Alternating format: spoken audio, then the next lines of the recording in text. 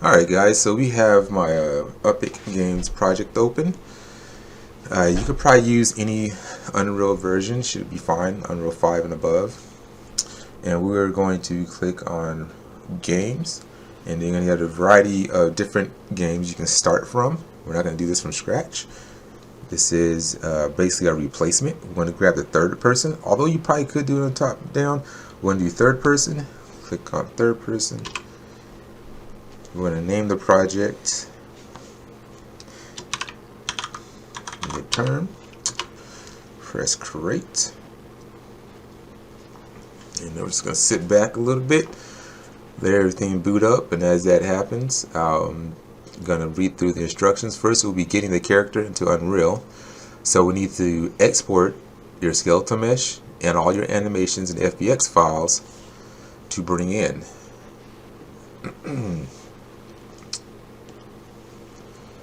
So the character that we will be working with today, his name is the Blocker. He's just a block with eyebrows and eyeballs and a sort of a mouth. So when we bring this character in,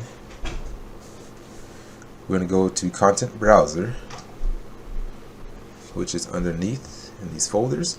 We're going to go ahead and go straight to Characters and add a new folder. Right click, New Folder.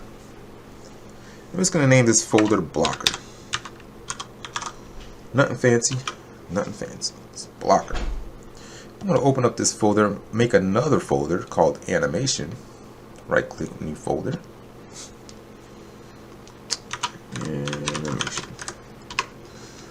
Alright, so now we got our animation folder, and soon we're going to export or import. Now we're going to import our skeletal mesh first.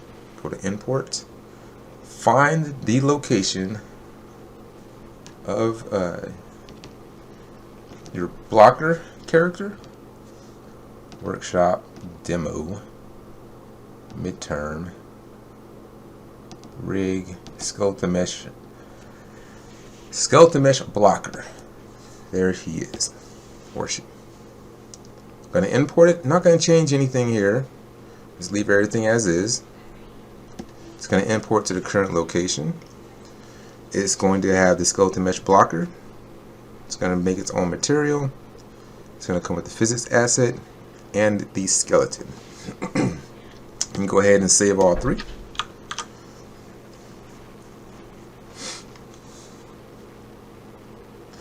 With that being saved, we're going to open up our animation folder. And here we're going to store all of our animations and our blend space, amongst our other things, as well as our blueprint. So let's go to Import, find the location of your animations. That is not it. These are it here. We got our idle, jump, run, and walk. It's going to open that up. And now for this one, we need to find the skeleton that belongs to these animations. And our skeleton is going to be located here. SKM Blocker. Going to click on that, import that, and now you have all your animations imported. Go ahead and save those out. Now with these animations, we are going to get started on creating our character to be placed in game. So the first thing we want to do is we actually want to create our blend space. Our blend space is going to allow our idle, our walk, and our run to all work together. So when the character is stationary and he starts to move, he'll be able to idle and then walk and then also run. To do this, we right click in our browsing area, go to Animations, Blend Space 1D. As like we did with the others, we find a skeleton, which is this Blocker, open that up, and now it's going to allow us to name this, and we're going to name it Blocker Blend Space, which is short for BS, and it will be a slightly different color than the animations, just to also help distinguish them. Open that up.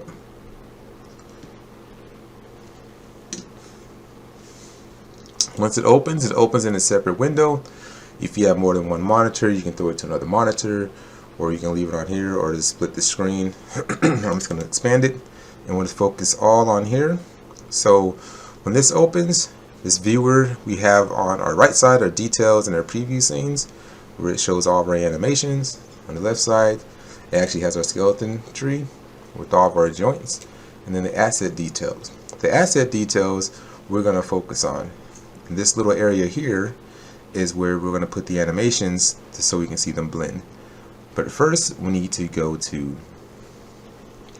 our horizon axis, and we're going to name this speed, S-E.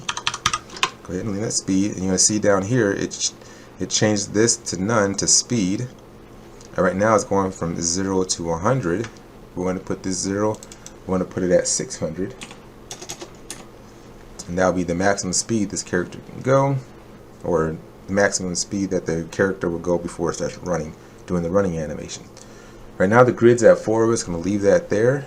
And from here, we are going to drag in our idle at 0.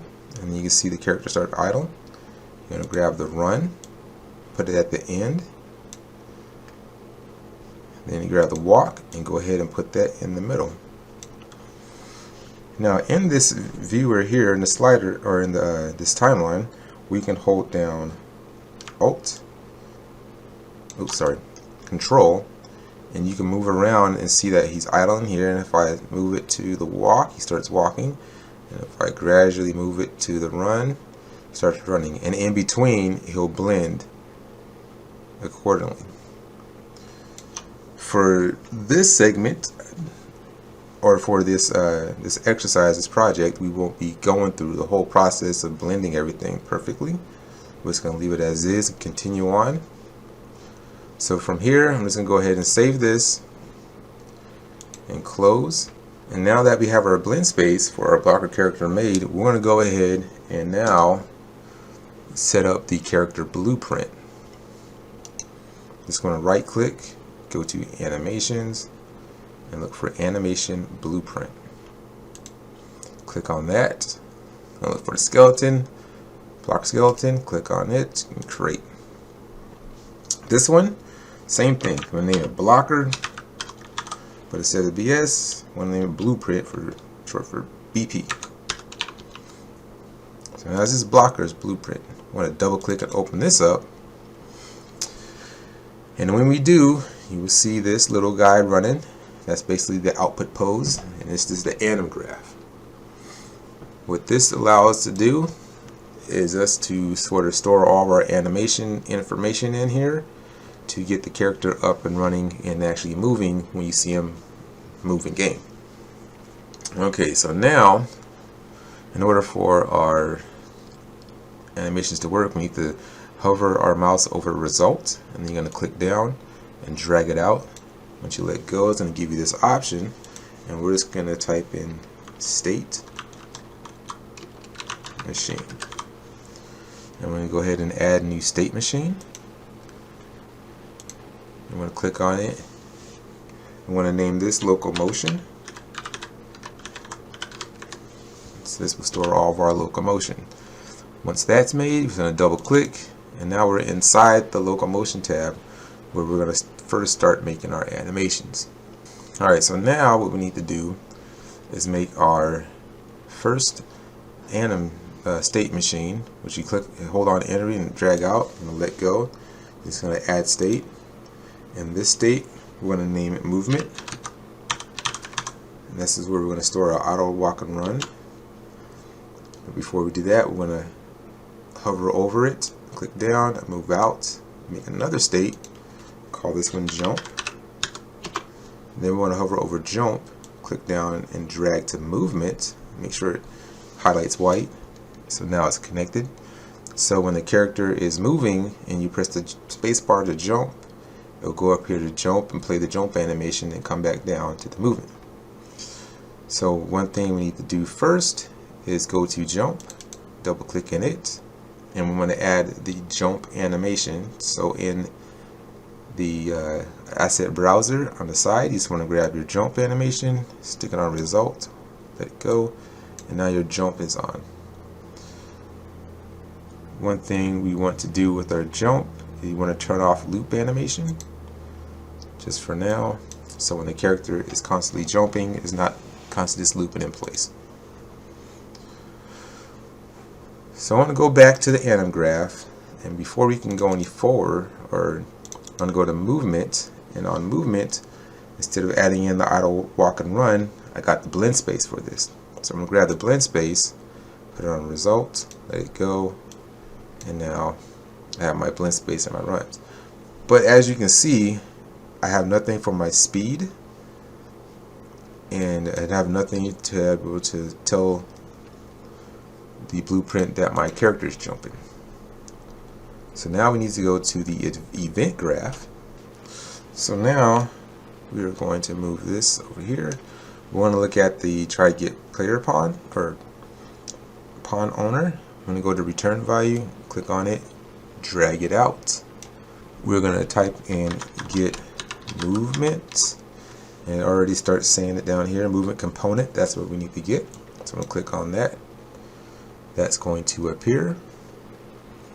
Now on the return value, I'm going to drag it out. Now I'm also going to type is falling, and that would be part of the nav mesh. So this is what I want, is falling. Zoom out a little bit. Now from is falling, I want to get the return value, drag it out, promote it to a variable, and then I want to name this variable here up here to is jumping. Now I'm going to go ahead and put this up here, and now what we need is the speed. So from the get component return value, I want to drag out, and I want to put get velocity, and it turns into a yellow node. But from here, from this yellow node, I want to drag it out. I'm going to look for vector, or type in vector length right here. Click on that. And now the same thing I did with this return, I'm going to go with the vector length, drag it out, promote it, and name this variable speed. What these two are is jumping and speed. These are now stored as a boolean and a float in my variables on the side here, which is my blueprint, and we're going to utilize these to help us with the rest of what we need to do. But before that, we got to finish hooking these up. I'm just going to highlight these to sort of arrange it a little bit, clean it up. From the event blueprint update animation, I want to drag from it to set here, and then drag from this set to this one, and then I'm going to hit compile, and you should have this nice little flow going. So it even tells you down here in the compile results that my move to jump and my jump to movement don't have a way to transition because they don't know how to. So with that, it's going to save that, go to locomotion, and now we're going to set up our transitions. So from movement to jump, we want to click on this little icon here, and we want to get our jumping variable. So I'm going to grab it, clicking on here, that is jumping.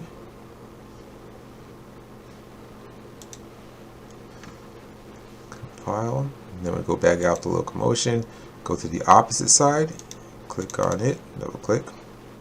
Now this is going to be a little bit different. We want to grab here, drag off, and put not, and type in not. Here we are, the not boolean, and then we're going to grab jumping and just click it to right here, and now this is basically just saying jumping is not happening, so transition back to our movement. Now we still got some more to do on our locomotion, so let's go down to movement, and here we have our speed. So we need to grab our variable speed, click it on here, and now it's going to utilize the speed that the character is going is where the animation is going to play that speed. So from here now we compile, and we have just one more step to do to get our character up and running. Go ahead and save this. Now, one thing we need to do, since we're sort of using a template and sort of piggybacking off of what's already built, we're not going to build our own player pawn, but we're just going to basically steal the player pawn that's currently in here. So you want to go to third person, look up blueprint, and you're basically going to double click on blueprint third person character, which is the current character that's in there. Instead of making a whole brand new one, we're just going to simply replace the current one. So you want to go to the side once you open it up where it says components, follow down to his mesh character, click on it, and then in the details panel on the side you will see that there's a skeletal mesh and there's an animal class blueprint that it's using. So first let's get our skeletal mesh, and you can just hit the drop down, scroll down or scroll up until you see your skeletal mesh blocker. Click on that. Now we need to find the anim blueprint that we did earlier, which would be blocker blueprint right here. Then from here, compile again. Now we're just going to close down that window. So now I'm going to go ahead and save this. You simply just replace the character, third person character that was currently in there with their own animation and our own character. When I press play, we'll see that our blocker is in here, and he can move. You can idle. We don't have a controller to get the different speeds, so right now he's just going from idle to walk. But he also can jump. And this is just a base to get things in, to get your character, to get familiar with it. So several things we can still work on, like the jump ends before it actually comes down. Now we can adjust that, but for this quick tutorial on how to just get the character in game and get your character up and running, this suffices for that. Alright, I hope if there's any questions, always just ask, shoot me a message if needed to, but this is it, and this is all I am requiring you guys to get done for a small midterm. Alright, you guys have a good day.